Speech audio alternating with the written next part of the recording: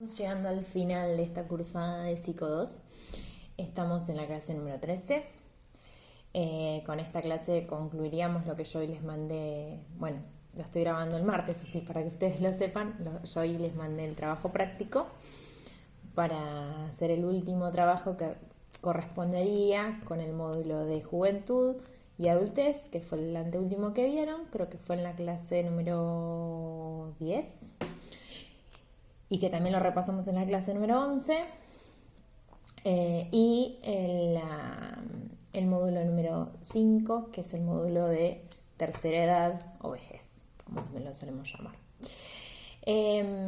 La clase de hoy vamos a trabajar dos temáticas y si podemos trabajaremos una tercera chiquitita, una reflexión de un texto chiquito. Las dos temáticas que vamos a trabajar es por un lado la idea de duelo, de qué es un duelo. Me parece que es importante que ustedes terminen la cursada sabiendo cuál es un proceso normal y cuál es un proceso patológico de duelo en general y qué pasa en la vejez, qué duelos son los característicos de la vejez, y trabajar también lo que tiene que ver con la sexualidad en la vejez. Más que nada es reflexionar por qué hay un silenciamiento respecto de la sexualidad en la vejez.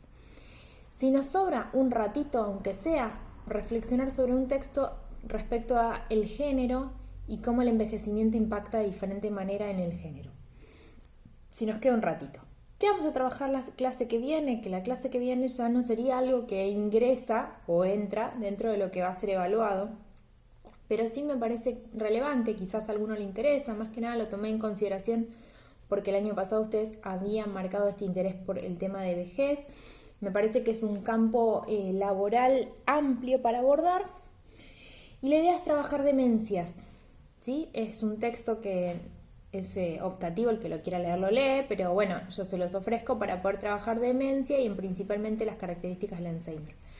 Como para que se lleven una idea general de qué es la demencia, de cómo se denomina, por cuándo algo es senil. Digo, para tenerlo en cuenta, por la cuestión de que van a trabajar, seguramente ustedes se especializarán. Se especializarán en alguna temática en particular dependiendo del área en el que ustedes van a trabajar. Digo, por eso es que yo les decía, bueno, yo no trabajo con tercera edad, pero sí es interesante saberlo, es interesante para abordarlo y además es interesante porque más de una vez el paciente que viene atravesado por otras generaciones, por ejemplo un niño, un adolescente que es criado por otras generaciones, donde también tenemos que comprender su psiquis y qué es lo que le está pasando o cómo estaría funcionando. Retomando vejez, y era de lo que veníamos trabajando. Y bueno, en varios de sus textos, ese texto ustedes no lo trabajan porque la verdad que es muy exhausto, es muy largo y es exhaustivo su lectura y no me parece que les aporte tanto contenido como el que elegí. Habla de que la vejez está atravesada por un dolor psíquico. ¿Qué quiere decir un dolor psíquico? Quiere decir con muchas cosas que deben elaborar. Eso yo los trabajé con ustedes la semana pasada, donde pensamos en todos los cambios que implican la llegada de la tercera edad para un sujeto y que son muchas cosas que el sujeto se desordenan al modo adolescente y requieren una reelaboración. ¿Cuáles son esas cosas? Principalmente, más de una vez, algo que genera muchísimo impacto en los adultos mayores es la viudez. No solo la viudez por la pérdida del compañero o compañera, sino por el impacto en el desorden familiar, económico, social, de convivencia, que esto genera e impacta. Digo, no es lo mismo sentirse acompañado por su pareja que tener que estar acompañado por un acompañante terapéutico, un enfermero, un acompañante, digo. Piensen en estas figuras, digo, la necesidad y el sostén que se brindan las parejas de adultos mayores entre sí. La sensación de soledad, los recursos económicos que a veces son menores, la organización familiar, digo, y el lugar que ese sujeto encarnaba dentro de la estructura familiar. Ahora, por eso vamos a abordar los duelos. Los cambios a nivel de la pareja, tanto en el orden de lo físico, de las enfermedades que puedan llegar a surgir, de los roles que han ido cambiando, de los tiempos que han ido cambiando. Digo, el hecho de que hayan empezado la jubilación, por ejemplo, disponen de unos tiempos diferentes, entonces hay que poder congeniar tiempos que antes, por ejemplo, no compartíamos y ahora obligatoriamente estamos dentro de una misma casa y tenemos que ubicar el modo de compartirlos, nuevos vínculos que se puedan ir creando, nuevos tiempos libres y nuevos tiempos ocupados con otros familiares también. Y tal vez los recursos económicos tampoco son los mismos. A veces porque la jubilación no es lo mismo que el dinero que ingresaba a nivel económico, a veces porque la edad hace de que los trabajos extra que un sujeto podía realizar ya no los puede realizar de la misma manera. A veces genera que enfermedades, discapacidades o alguna otra problemática hace que los trabajos informales no se puedan seguir cumpliendo, o los trabajos no informales pero sí autónomos, con lo cual eso impacta económicamente y es algo a poder reorganizar y reordenar. Cambios a nivel sexual, porque a veces hay, digamos, distintas manifestaciones, digamos, de cambios corporales.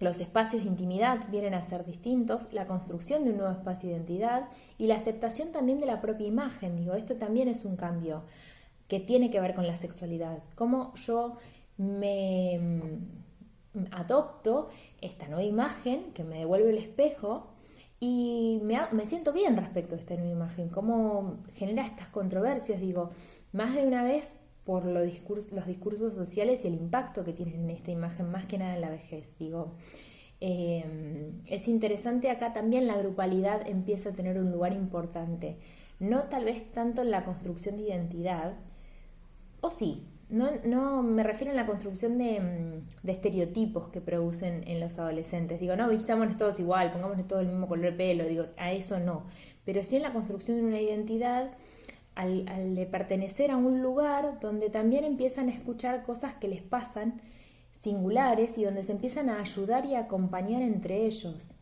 Digo, no, esto de me lo dijo Chicha porque Chicha me contó que su nieta le contó, digo, esto que nos cuentan a veces los relatos de los adultos mayores, tienen que ver con esta identificación con un par coetáneo que atraviesa por las mismas dificultades y las mismas peripecias propias de la etapa en la que está transitando. Y también puede compartir aquellos gustos y disfrutes. Digo, este disfrute del tiempo libre y de cierta tanta organización familiar como requerían los momentos previos donde estaban viviendo los hijos o donde tenían ciertos horarios respecto a los trabajos de cada uno. Digo, esto se comparte con alguien que lo vive de la misma manera, tal vez. También está presente la pérdida y el deterioro de las capacidades. Digo, no tenemos esos mismos recursos a veces que en la adolescencia, en la juventud, y hay que poder asimilar estos nuevos cambios, tolerarlos y también buscar el factor de resiliencia en la adultez, esa capacidad de salir fortalecido dentro de estos aspectos negativos, buscar qué potencialidades tengo, o a veces en muchos adultos mayores se juega la posibilidad de animarse a estudiar, a investigar, a buscar, a hacer otra cosa, a aprender otras cosas que tal vez en los tiempos de la adultez, por una cuestión de obligaciones económicas, familiares o mandatos, se encontraban coartados de poder elegir o poder hacerlo. No disponían de los tiempos o económicamente no disponían de los recursos, digo, ¿no? También aparece el miedo a la muerte. Y con este miedo a la muerte, digo, también está asociado muchas veces con el fallecimiento de los cercanos y los coetáneos, digo.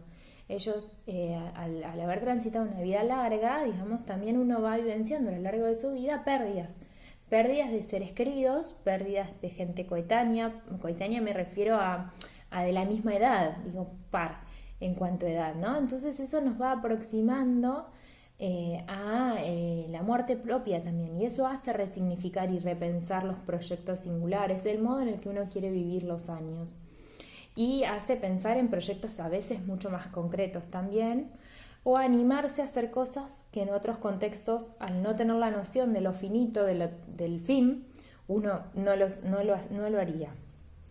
Digo, ¿no? Pensemos que siempre que cuando uno se encuentra frente a algo que pone un corte, un límite, más de una vez hace resignificar o repensar el modo en el encarar esos proyectos y llevarlos adelante.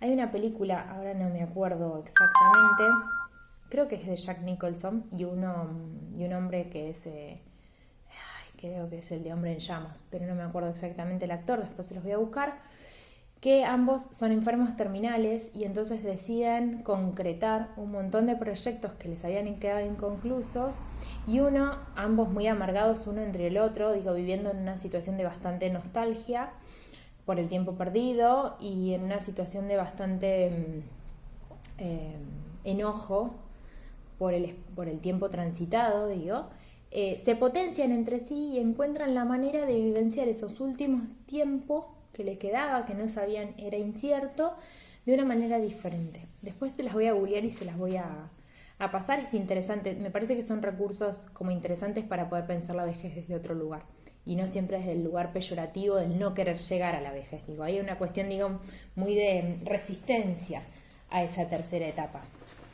Tercera, cuarta, podríamos decir, etapa en el ciclo vital. Todo esto implica un cambio en la identidad, implica un tiempo de proceso y de elaboración, implica duelar cosas también. ¿Por qué le digo duelar? ¿Por qué?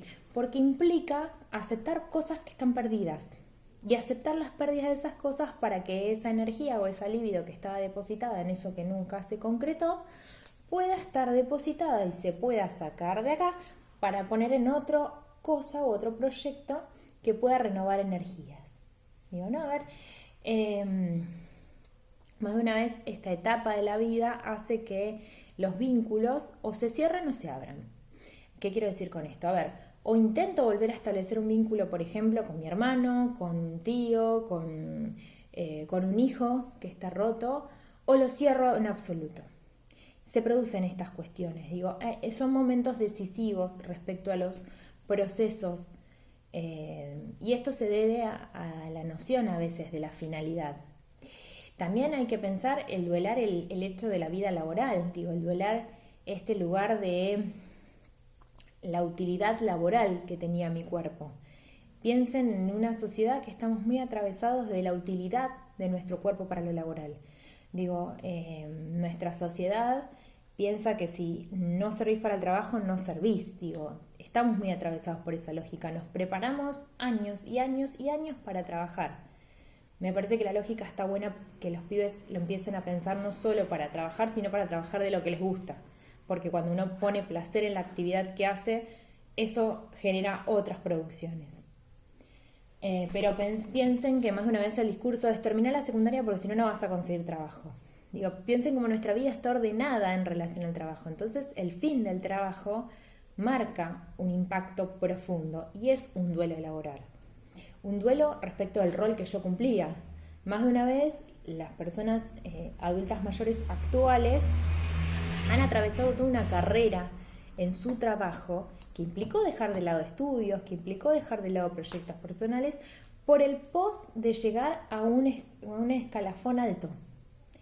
Hoy por hoy la lógica de trabajo es distinta, no sabemos cómo funcionaremos nosotros como adultos mayores, los adolescentes actuales como adultos mayores, cada uno en su estándar de vida y con su lógica. Yo siempre les digo, es el sujeto y su contexto y su historia, un sujeto atravesado por la lógica de la cultura y la historia que los hizo parte. Por eso pensamos en una identidad social de la vejez, porque la pensamos encuadrada en cada contexto también. Pero pensemos que en los pibes de hoy no está la perspectiva del trabajo, más de una vez está la perspectiva del éxito.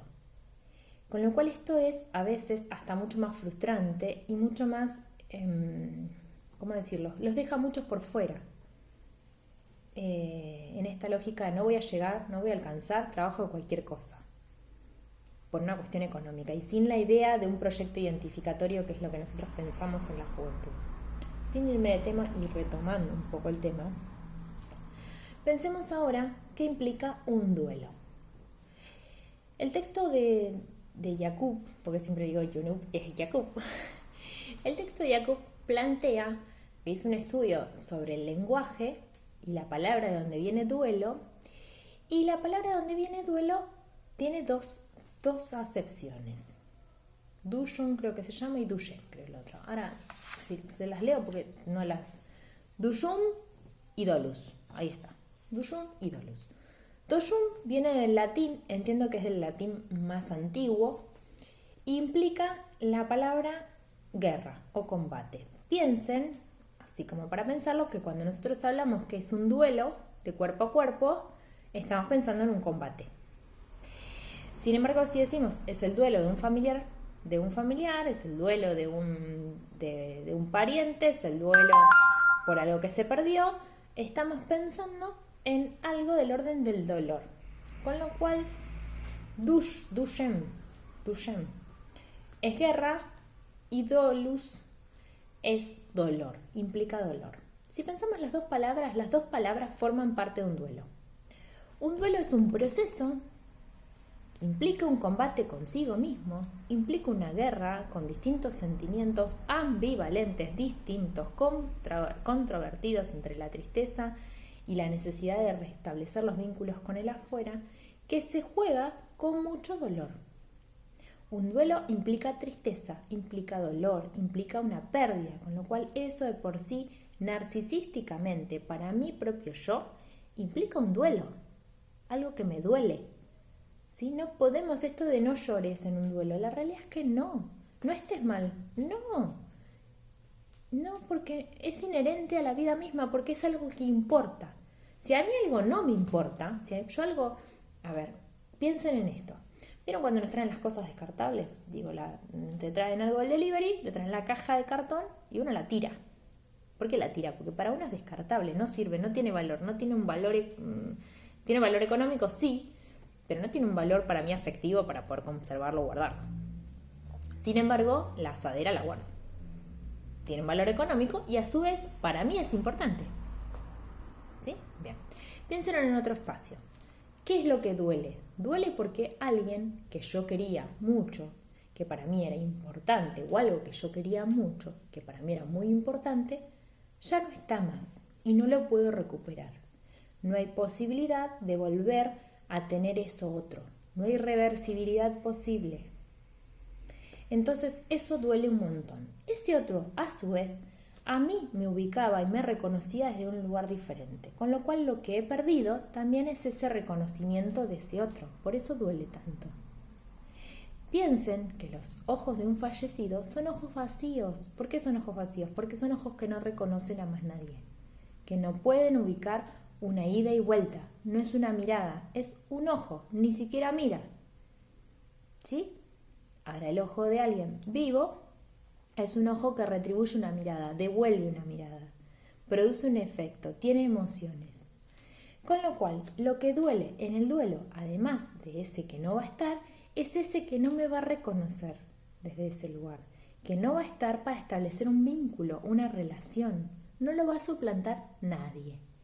Va a suplantarlo otras cosas que no lo van a reemplazar. Lo que van a hacer es que me pueda poner y reconectar con la realidad que poseo. Pero todo ese juicio de realidad, o sea, todo ese proceso que implica para mí poder entender que ese otro ya no está, que no va a volver, que no va a haber chance de que va a volver, y que voy a tener que restablecer los vínculos con lo real, porque mi vida continúa y porque yo también soy un sujeto autónomo y que me merezco ser feliz, ¿sí? Más de una vez uno lo pone en este lugar que el otro le gustaría verme bien, pero es por uno lo tiene que hacer por uno, implica un proceso que lleva un tiempo y largo. No se puede simplificar, no se puede resumir. Es un tiempo singular, intransferible, particular y que lo vivencia cada sujeto a su manera. Así como lo vivencia a su manera, lo vivencia con los recursos que posee. ¿Qué quiero decir esto? Un sujeto que frente a cualquier situación traumática se desborda, no podemos pedirle que ante un duelo no se desborde. Con lo cual, los recursos cognitivos, los recursos de estrategias de afrontamiento a nivel emocional, los recursos a nivel psíquico que posee, los mecanismos de defensa que suele utilizar, se van a ver de alguna manera incentivados en este momento. Se van a ver como explotados, si lo quieren poner con una palabra más coloquial. ¿Sí? Se van a ver hiper intensos en esta etapa. ¿Por qué se van a ver hiper intensos? Porque el sujeto es los recursos que posee, no le podemos pedir que responda de otra manera. Con lo cual, ante un suceso de duelo que ustedes puedan tener que atravesar o acompañar, Hay que acompañar con lo que el sujeto puede hacer. Si el sujeto toda la vida fue un sujeto que todo el tiempo utilizó como mecanismo de defensa la proyección, es decir, culpar a otros de lo que a mí me pasa, en este momento ese mecanismo se va a poner intenso, ¿sí? Si un sujeto tiene una estructura que es media psicótica, que es media compleja y que tiende a hacer delirios, en este momento, si el duelo se dio de una manera, si el duelo lo tienen que elaborar de una manera repentina, porque la persona que para ellos era importante genera un momento, de un momento para el otro, es decir, no hay modo de poder ir elaborando ese duelo ante una enfermedad, ante una situación donde alguien va viendo que un sujeto se va deteriorando mucho, inconscientemente va elaborando un duelo.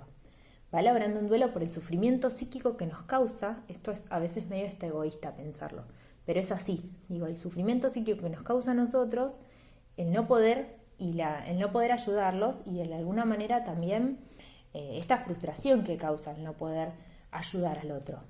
Digo, esto hace que uno, como mecanismo defensivo, va a ir soltando libido. ¿Sí? A ver, yo les expliqué alguna vez que la libido es una energía que llamamos energía sexual porque nosotros consideramos desde el psicoanálisis que la sexualidad es parte de todo lo que arma la vida del sujeto y tiene que ver con aquello que le genera un placer. Yo les expliqué, creo que la otra vez, y esta se las vuelvo a repetir, que nosotros depositamos líbido, ¿sí? Es como si pusiéramos una capa mágica, ¿sí?, de energía sobre aquellos objetos que para nosotros son relevantes. Algunos serán más y algunos serán menos, algunos depositarán la energía en un momento y al ratito los retiramos porque no nos resultan tan importantes, ¿sí? Esta energía se retira de esos objetos, deja de ser importante para esos objetos, vuelve al yo y el yo la vuelve a utilizar para investir o para vestir, si le quieren poner una palabra, nuevos objetos que son de mi interés.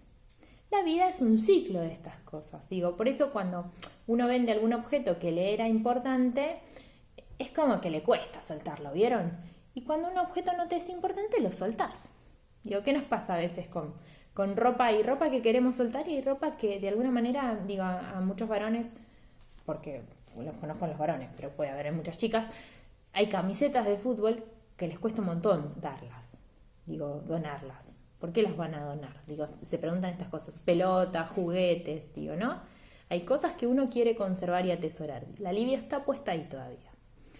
En un duelo, la libido estaba puesta en un objeto y de alguna manera hay que retirarla de ese objeto, porque ese objeto no está más. Con lo cual, asumir que ese objeto no está más implica un proceso que Freud va a decir que en un periodo normal lleva 3 etapas. Vamos a ver que en el duelo patológico el paso entre la segunda y la tercera etapa está detenido. Ahora vamos a ver cómo son.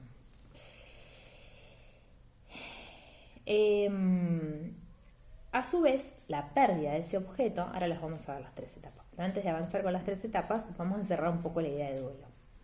La pérdida de ese objeto, yo les decía que ese objeto me daba una cierta identidad. ¿Cómo?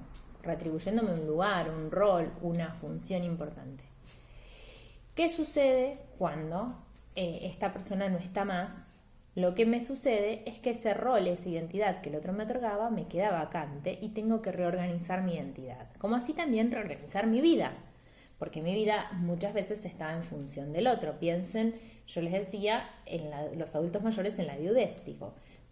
La vida, más de una vez, compartieron muchos años de vida, muchas décadas y muchos proyectos, con lo cual la falta de ese compañero en la vejez o en cualquier otro momento donde uno haya compartido mucho tiempo, implica un cambio en la identidad de uno, primero que ya está desnombrado de otra manera, digo, empieza a ser el viudo o la viuda, con lo cual eso genera un impacto profundísimo, y a su vez una reorganización en lo familiar.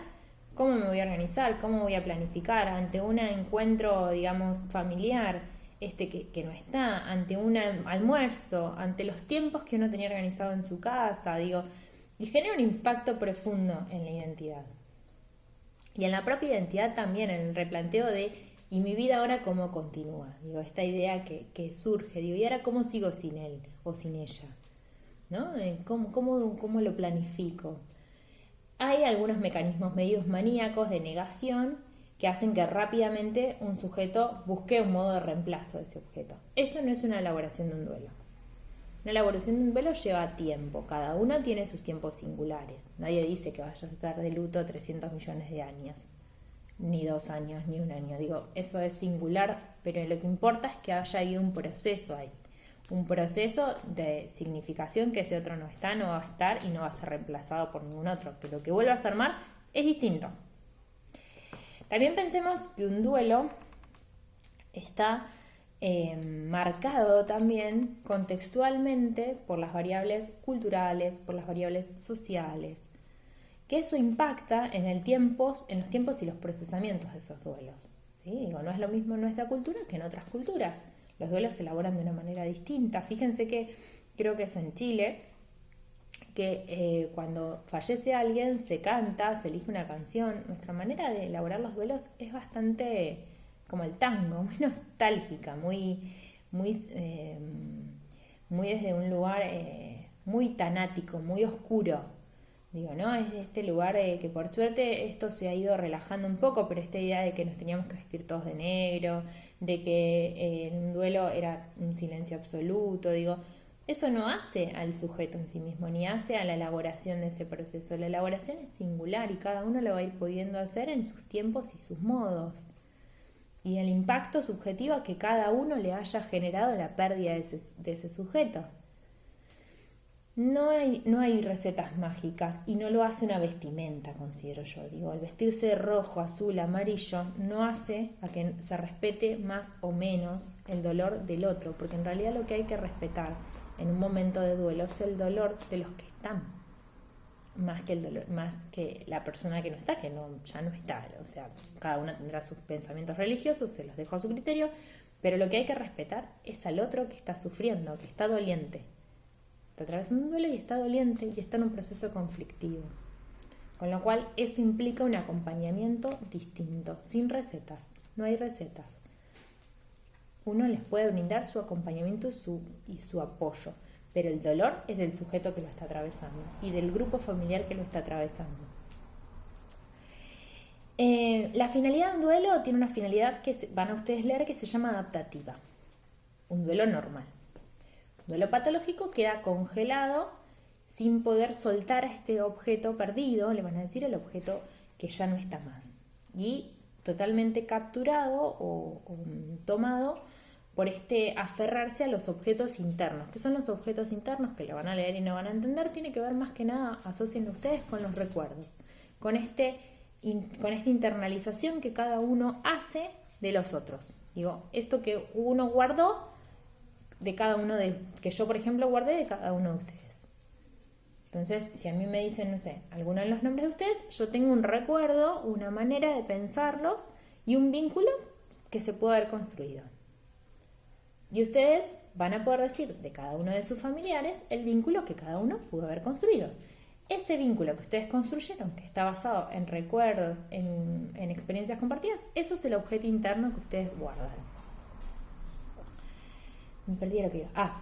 El duelo tiene una finalidad adaptativa. ¿Por qué es una finalidad adaptativa? Porque lo que se busca con el duelo es que el sujeto restablezca los vínculos con lo real, con la realidad, y vuelva a funcionar. Vuelva a funcionar en términos de que el sujeto vuelva a poner en juego su deseo. Que ese deseo que en ese momento está un poco dejado de lado y con esta cuestión de poder elaborar este dolor y esta pérdida, se pueda poner en juego. ¿Cuáles son las 3 etapas? La primera etapa es la negación, la segunda etapa es la identificación y la aceptación de la pérdida, y la tercera etapa podemos decir que es la reconexión con la realidad. Estas 3 etapas las ubica Freud en un texto que se llama Duelo y Melancolía. Les nombro el texto, si alguno lo quieren lo leen, no es un texto muy difícil, no es necesario que lo lean para esta clase, pero si a alguno le interesa, el texto que ustedes están viendo de YouTube se basa en ese texto. Es muy fácil, es cortito.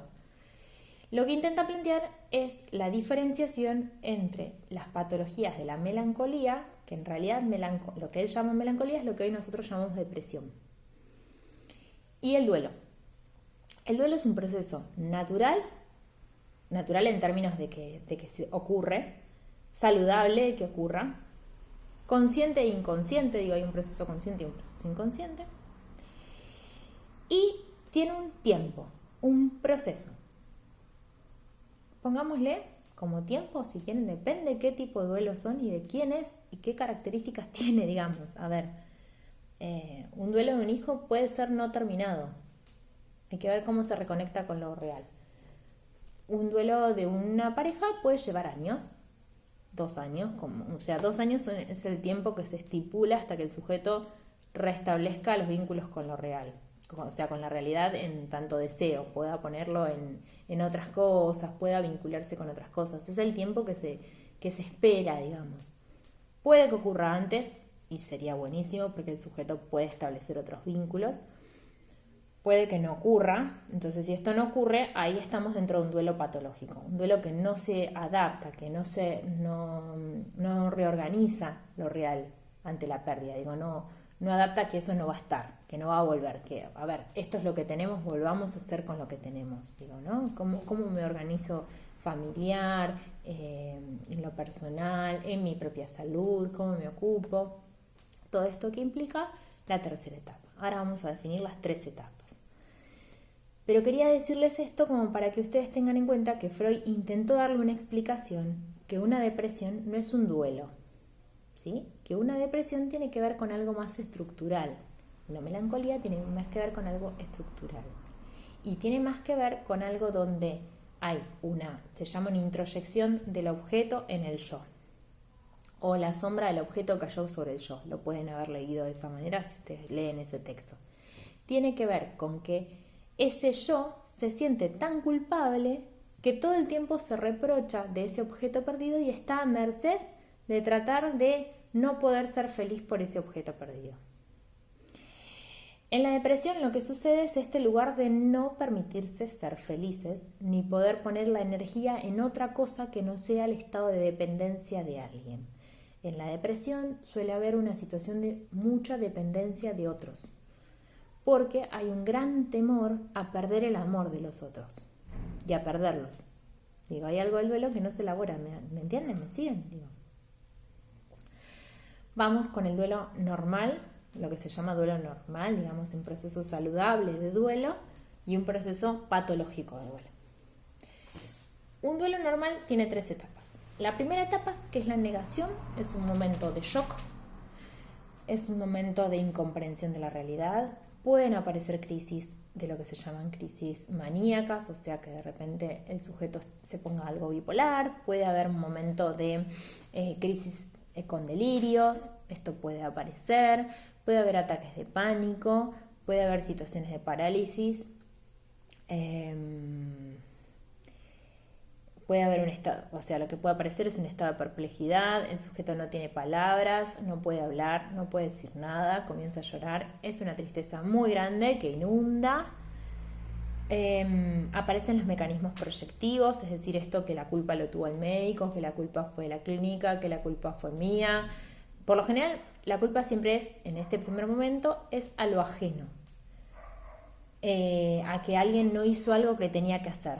Digo, es una manera de poder ir significando esta pérdida y este dolor, digo, acusando a otro.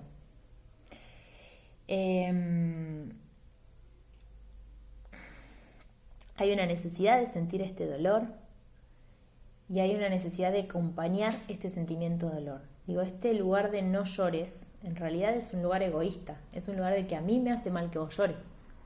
Y eso no está bueno. El sujeto debe poder llorarlo, debe poder entristecerse, debe poder gritar, debe poder romper algo si lo necesita, siempre y cuando no se ponga en riesgo, digamos, ¿no?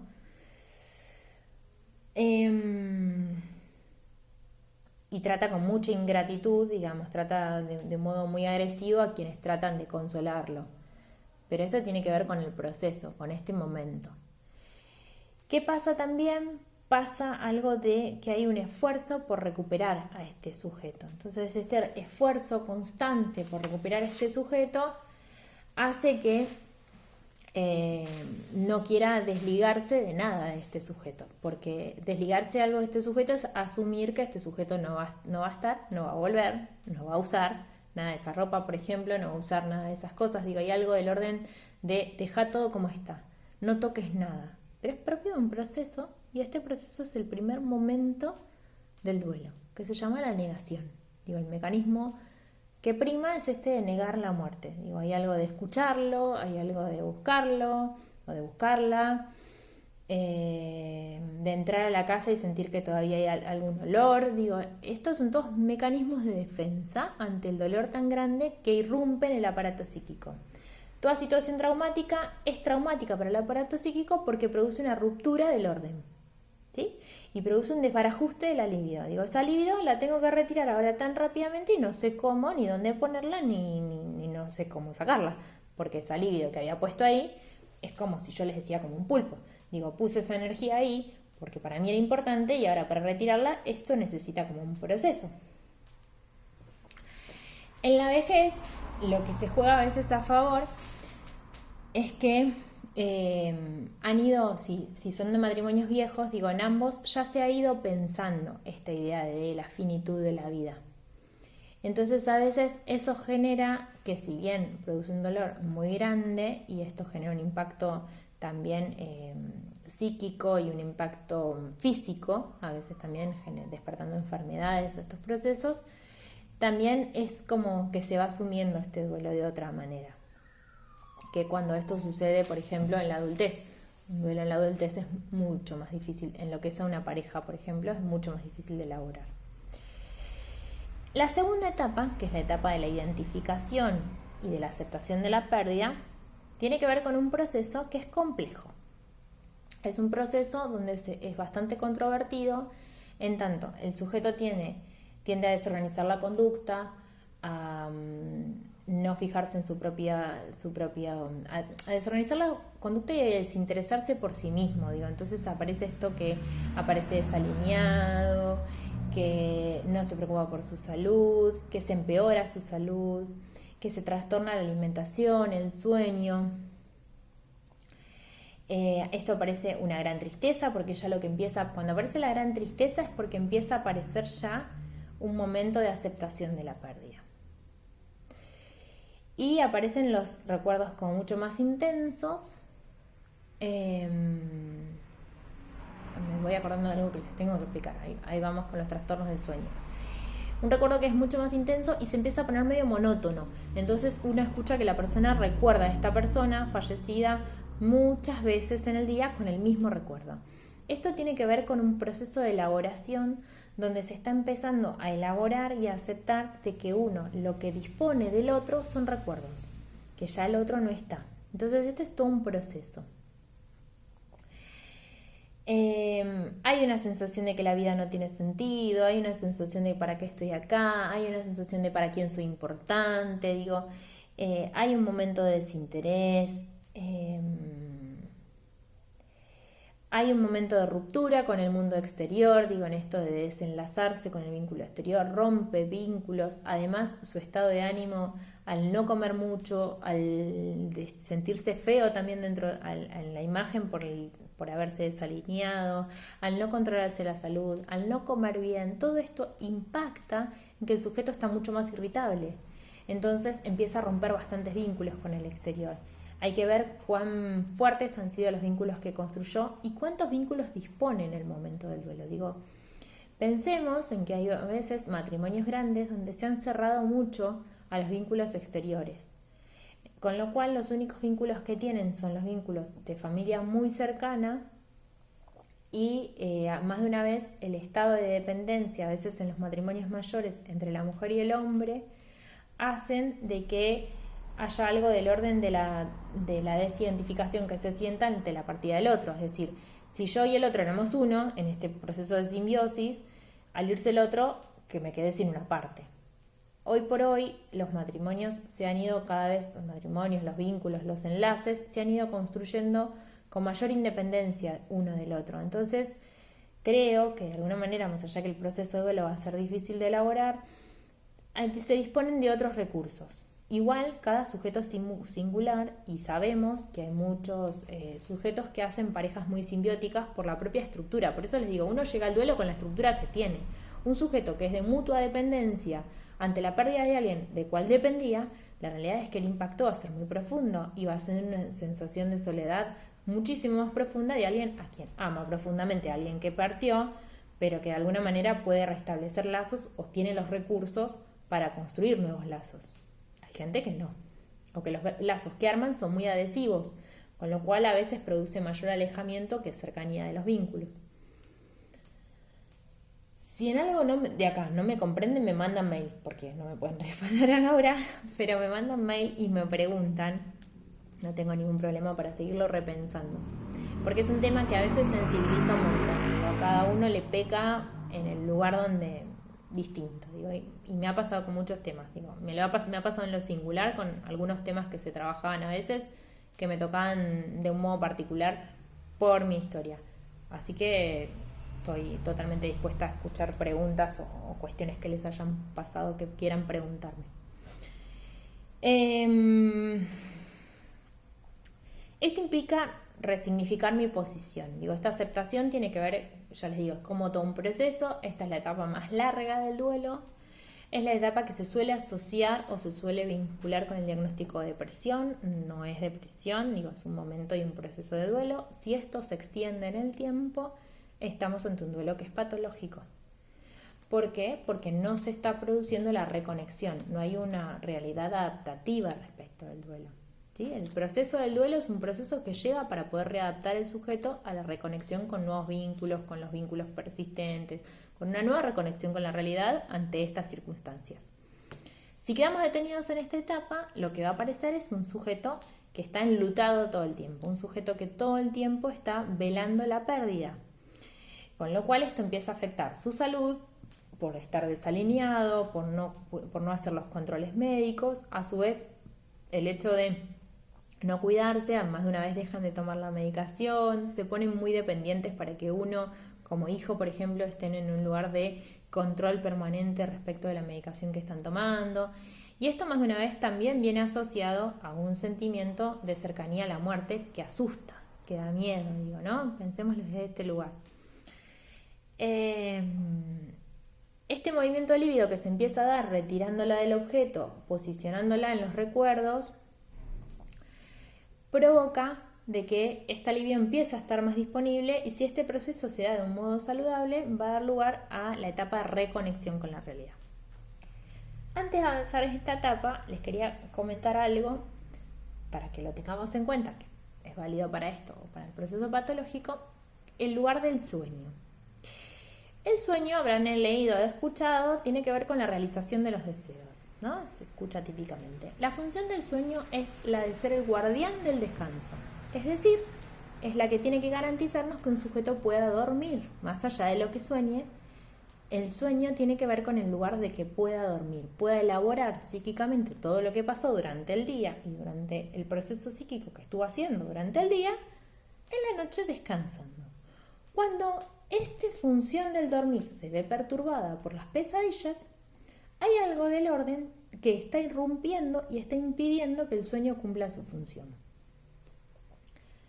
Esto que se llama pesadillas, Freud lo estudia como sueños traumáticos. Lo estudia teniendo en cuenta a gente que había ido a la guerra y que de repente, de noche, soñaba y soñaba repetidas veces la misma situación.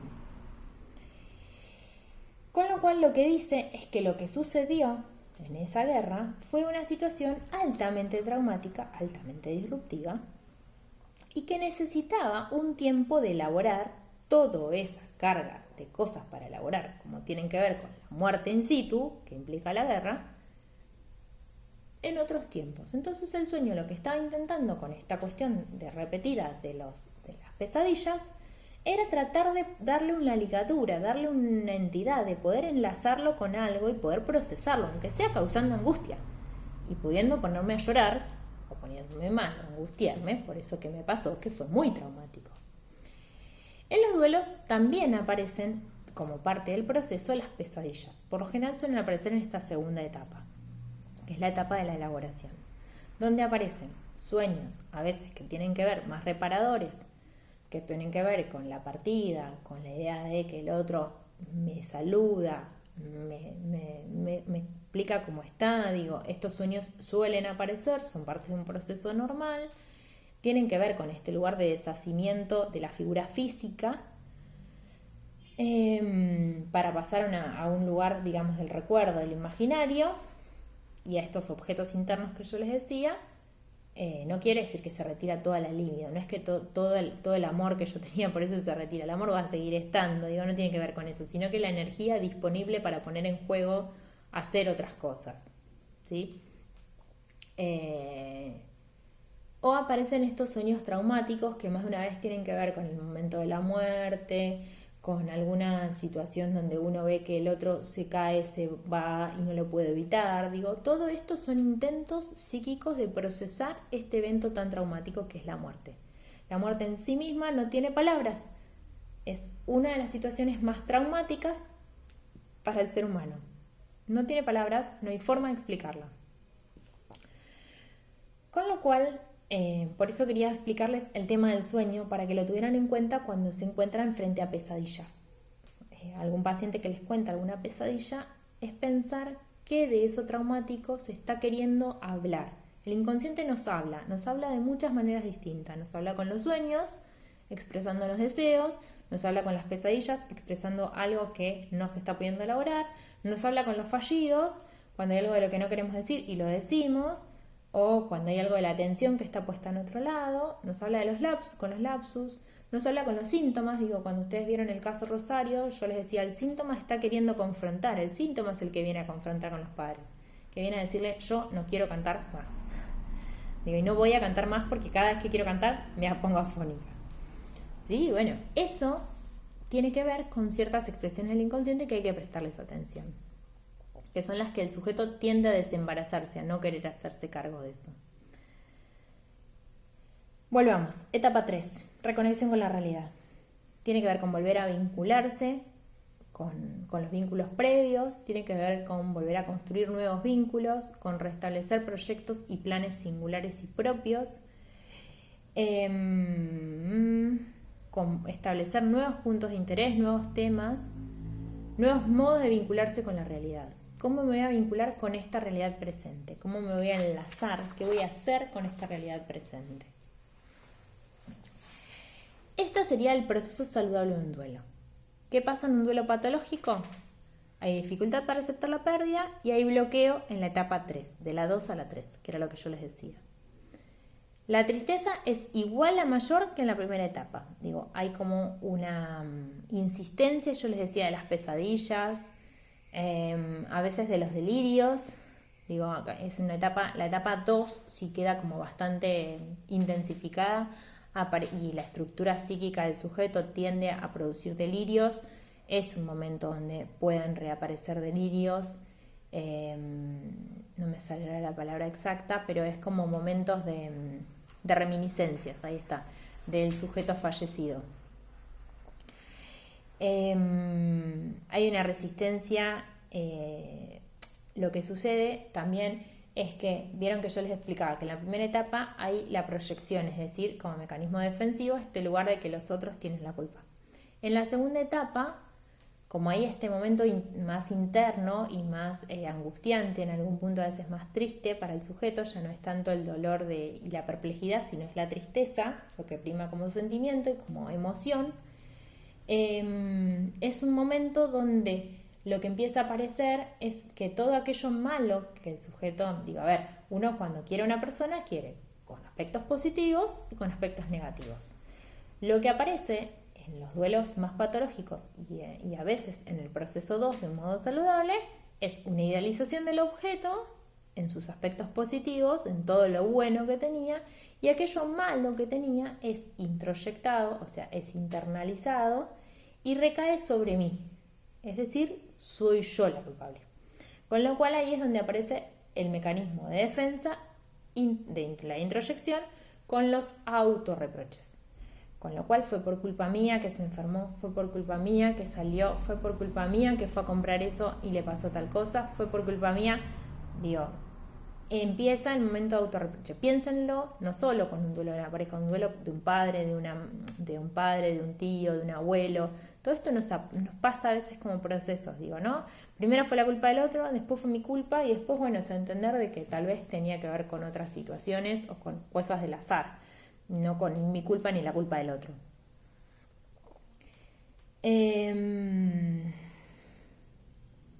los duelos patológicos lo que sí aparece es una elevada ansiedad, niveles de ansiedad muy elevados. Esto se manifiesta a veces con el aumento de peso o con no descansar, no dormir, con el estado de inquietud permanente y con pensamientos obsesivos. Aparecen estos pensamientos escrupulosos, obsesivos. No me acuerdo ahora el nombre en el que son nombrados en el apunte.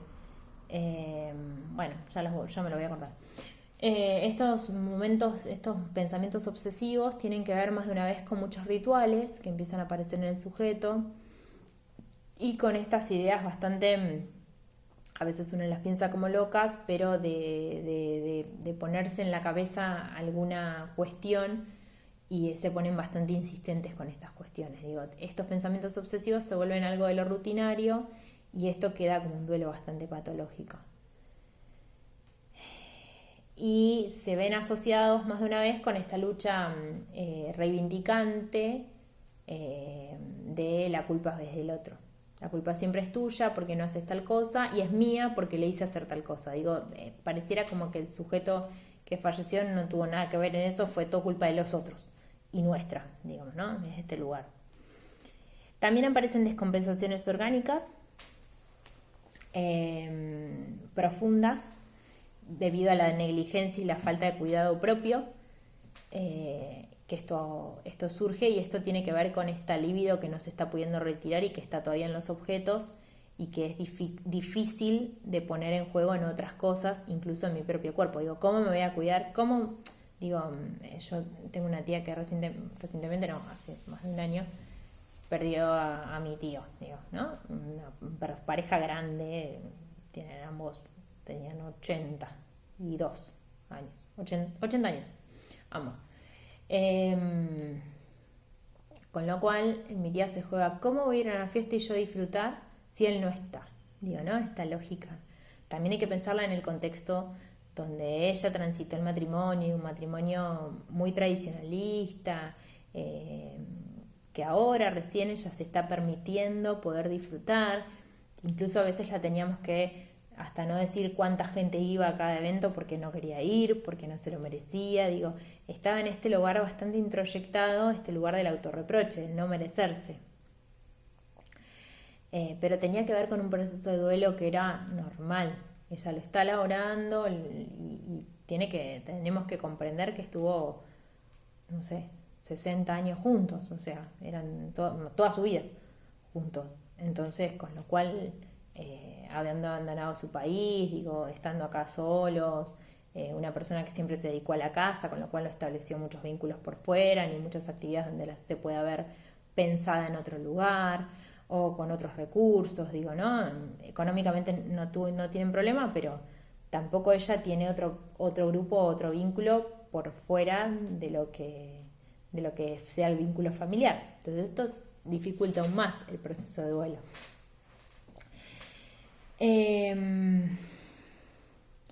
Esta idea de que, se los explico por las dudas, esta idea de que el objeto interno queda introyectado tiene que ver con que el sujeto el que falleció está como hiperpresente, queda como incorporado dentro de yo, como si yo me pusiera el ropaje del otro, digamos, ¿no? Este que está siempre, está hiperpresente, por eso esos recuerdos son monótonos, son persistentes, todo lleva un recuerdo con este sujeto, todo lleva a recordar algo que tenga que ver asociado con este sujeto, digo, esto de no poder soltarlo, por eso está introyectado.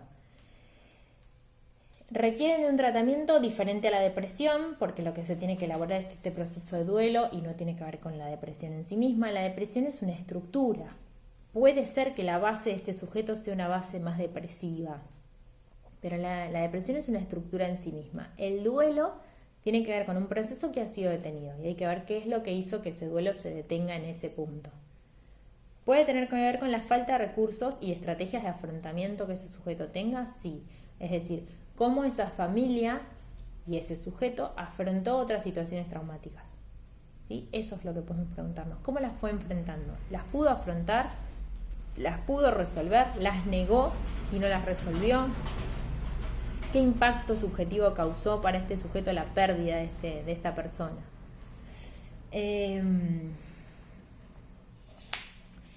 Los síntomas son complejos porque cuando hay estos duelos patológicos lo que aparece es, más de una vez, síntomas somáticos, es decir, se agudizan enfermedades, con lo cual esto es complejo. Esto es lo complejo de este proceso, que en este deterioro, en este descuido, en esta falta de cuidado, en esta falta de derecho de ser cuidado y de cuidarse a sí mismo, lo que aparecen es este deterioro a nivel, digamos, físico también, digo, ¿no? Enfermedades que se empiezan a acrecentar por la falta de cuidado. Les doy una última pauta respecto de duelos y ya pasamos al otro texto. Pero pensemos dos cosas. Por un lado, es cuáles son los duelos característicos en la vejez. Hay 3 particularmente. Uno es el duelo por la pareja, que genera un impacto, ya lo estuvimos trabajando, un impacto profundo en la vida cotidiana. Hay un vínculo que a veces suele ser de dependencia, hay que ver cómo se fue estructurando ese vínculo, qué sucede ante la falta, cómo se reorganiza.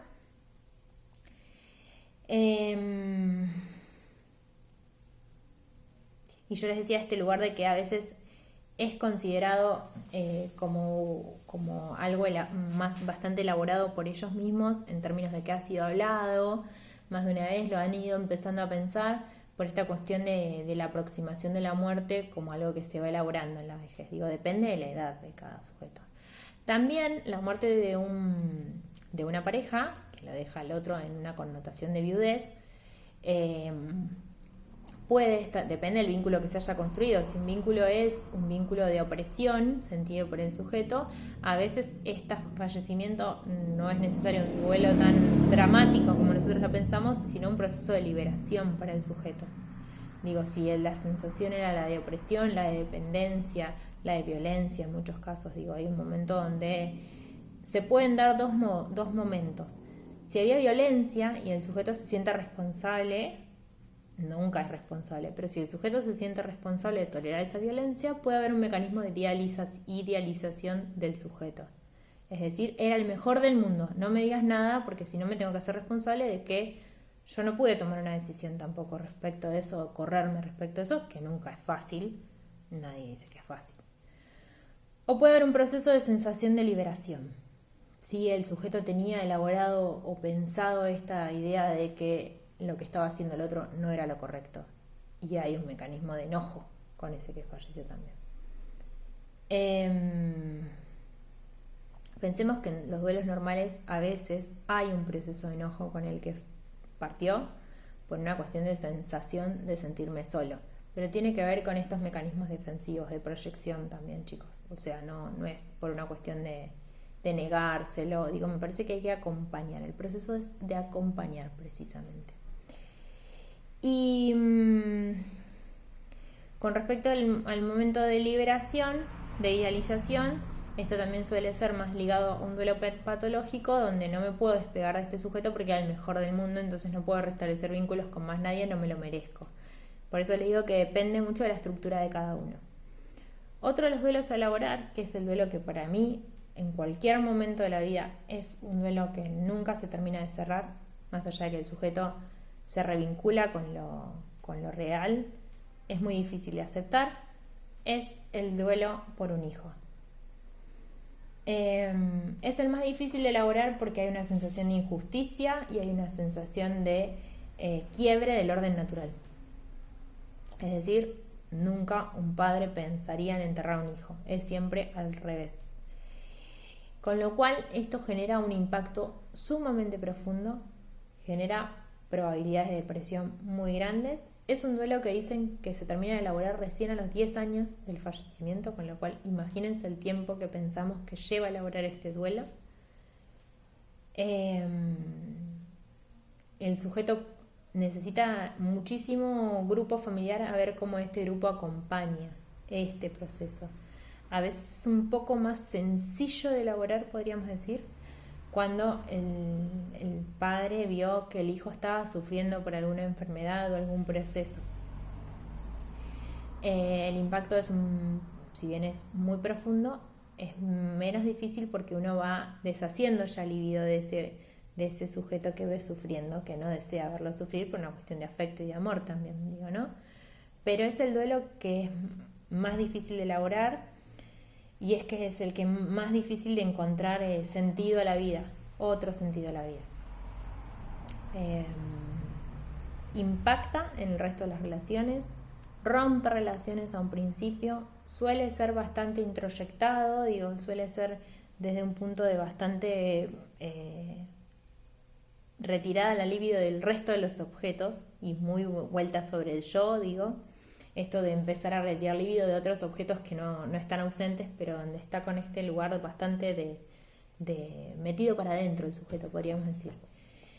Y otra de las pérdidas que suelen atravesar en la vejez también es la pérdida de los amigos, o que Keanu suele asociarlo con este lugar de la familia por elección, con lo cual tienen roles muy importantes, tienen vínculos e historias compartidas, más de una vez atravesamientos de distintas etapas, y también lo interpelan al sujeto en respecto a su propia muerte y al encuentro con su propia muerte, con lo cual también es la pérdida de este sujeto, es también cuál fue el rol que perdió respecto de este sujeto, de los vínculos que se establecían con este sujeto. A veces son interconexiones entre las distintas familias porque eran amigos desde muy chicos, y todo esto genera un impacto, pero es un duelo que es difícil de elaborar, pero no es lo mismo que un duelo de un hijo, por ejemplo. Ese yo creo que es el duelo que hay poca bibliografía al respecto, pero es el duelo más difícil de elaborar. Y yo diría que nunca se termina de cerrar, a mi criterio personal. ¿Cuáles son los factores que inciden en la elaboración de un duelo? Así como rapiditos y para irlos pensando. Por un lado es la cultura y la sociedad en la que uno está atravesado, eso nos marca tiempos a veces para los lutos. La clase social y los niveles educativos también impactan, porque no es lo mismo las situaciones a veces económicas atravesadas, y también los niveles educativos nos dan ciertas estrategias de afrontamiento para algunas cuestiones y ciertos recursos para soportar o sostener o revincularnos con lo social desde otro lugar, que tal vez no las carencias educativas, ¿no? Piensen también, yo hablaba con ustedes, cómo también en los niveles educativos y los acompañamientos sociales nos permiten ir avanzando a nivel cognitivo. Cuando esto no sucede, un sujeto atravesado y que cognitivamente está en un proceso más concreto, le es como más difícil elaborar algunas cuestiones. Más difícil de entender, más difícil de comprender, incluso comprender las lógicas de las enfermedades de los médicos, es como más, necesita otra apoyatura. Y manejarse sin el que no está, también le es como más complejo. Y eso genera un impacto más profundo, imagínense para hacer un trámite como el trámite de la pensión.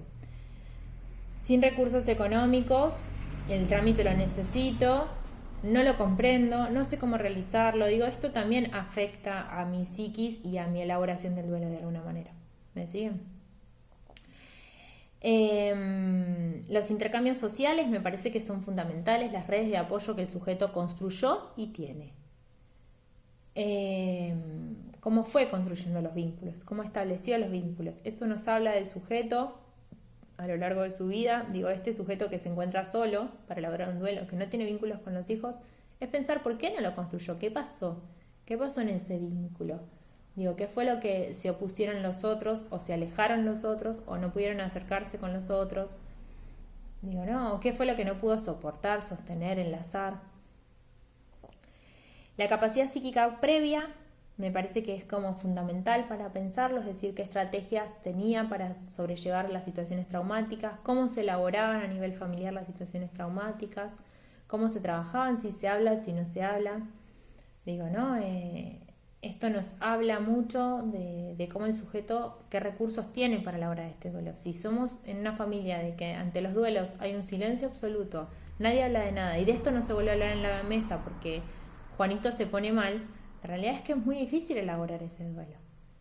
O yo el otro día hablaba con una mamá, sí, que me contaba que estaba muy angustiada porque había fallecido su papá. Y me dice, pero yo no puedo llorar delante de los chicos. ¿Por qué? Le digo yo. Porque se van a poner mal. Y si ya deben estar mal al verla mal a usted. La realidad es que es preferible que lloren todos juntos y que ellos sepan que cuando uno está mal puede llorar, puede descargarse, puede angustiarse y puede pedir ayuda a otro que lo acompañe. Eso es lo que nosotros le tenemos que enseñar. Si nosotros le enseñamos que no se puede llorar y que uno tiene que ser fuerte, la realidad es que le estamos enseñando mal, porque le estamos enseñando a que oculte lo que siente. Entonces, esto que nos enseñaron y que enseñamos tiene que ver con las capacidades psíquicas, y vieron cuando ustedes hablaban de las emociones el año pasado, con cómo las transmitimos, cómo las expresamos y cómo las decodificamos respecto a los otros. Todo lo que ustedes estudiaron el año pasado, sin darse cuenta, este año lo pusieron todo en marcha. Desde la idea de memoria, la idea del lenguaje como comunicación, la idea de las emociones como transmisión y como social en tanto la comunicación, la idea de pensamiento, la idea de aprendizaje ni hablar, digámosla. Si ustedes se ponen a mirar, todo lo que ustedes estuvieron viendo el año pasado los atravesó y los llevó al punto donde pudieron entender un montón de funciones psíquicas con otro nivel de complejidad mucho más alto en este cuatrimestre. Bien, continuemos. El lugar que tenía esa persona que falleció, ¿qué representaba para mí? Eso es otro de los factores. Y la forma en la que se produjo el suceso. Creo que la forma en la que se produjo el suceso es como muy significativa.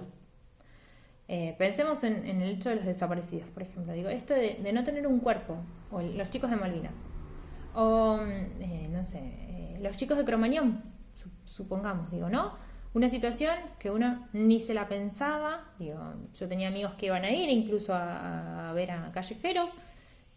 Por suerte, finalmente no sé qué pasó, pero no los dejaron ir, no pudieron comprar las entradas, no sé qué pasó, no pudieron ir. La cuestión es que, imagínense que no tengo ni un cuerpo para velar, porque no lo puedo ver, en muchos casos quedó carbonizado. Un momento sumamente traumático, porque yo pensaba, lo llevé hasta la puerta del boliche, supónganse que se dice alguien, lo llevé hasta la puerta del boliche. No, pensemos en todas esas situaciones que uno no se espera que esto suceda, con lo cual ese atravesamiento y ese impacto genera un impacto muy profundo y implica al duelo para elaborarlo de una manera diferente que si uno piensa en alguien que estuvo atravesado por toda una situación traumática de una enfermedad, por ejemplo, y a veces ve el fin de la vida como algo de tranquilidad para sí y para el que está del otro lado soportando esa sensación de sufrimiento. Bueno, parece que nuestro video hoy se trata de muerte y sexualidad, dos palabras muy controvertidas para el psicoanálisis. Hasta acá, duelo. Video número 1, parte número 1, duelo. El video que sigue, que se los voy a grabar ahora, es sobre la sexualidad en la tercera edad, para pensarla desde qué lugares, piensa Yonov, que vienen estas ideas de que parecería que la tercera edad es asexuada y de esto no se habla. ¿Sí? Es un tema difícil el de duelo en términos de que a veces nos rememora muchas cosas personales y entonces es un tema complejo o incómodo para trabajar a veces, pero me parece que es significativo poderlo pensar y entenderlo como un proceso. ¿Sí? No entenderlo ni que sea de un día para el otro ni que sea eterno. Es un proceso y tiene un fin adaptativo, que el sujeto restablezca los vínculos con lo real. Bueno, ya lo sigo en la parte 2.